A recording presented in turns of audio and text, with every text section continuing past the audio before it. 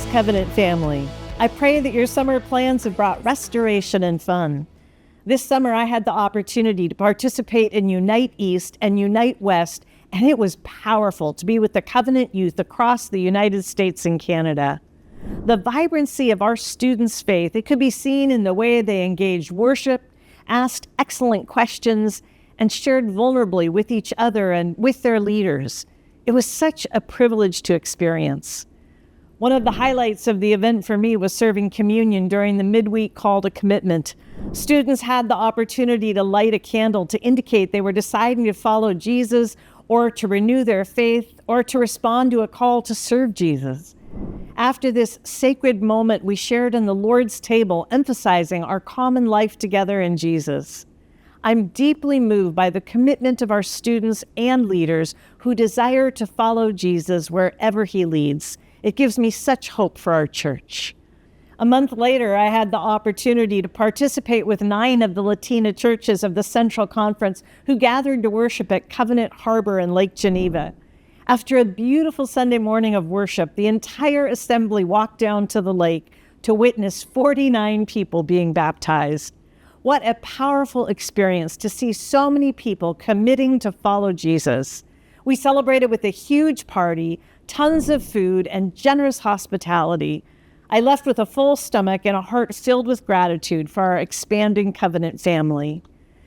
As I've been traveling and connecting with local churches, I've been honored to share pieces of my own faith story.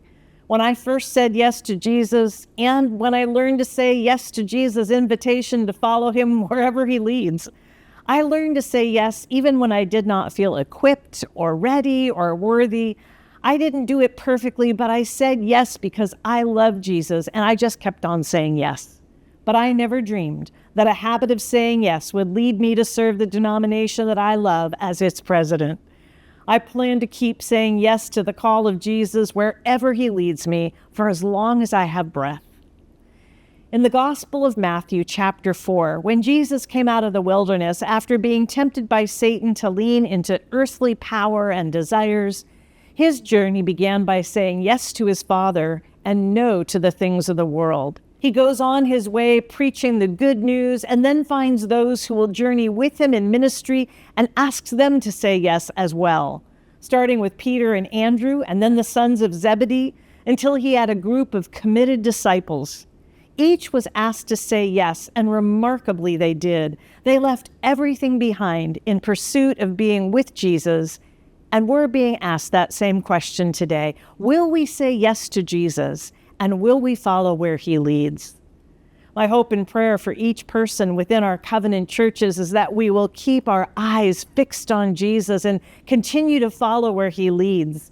My prayer for our denomination is that we'll continue to be a diverse church that is united by seeking Jesus first, following the Spirit's leading, and praying for the Father's will to be done in us and through us on earth as it is in heaven.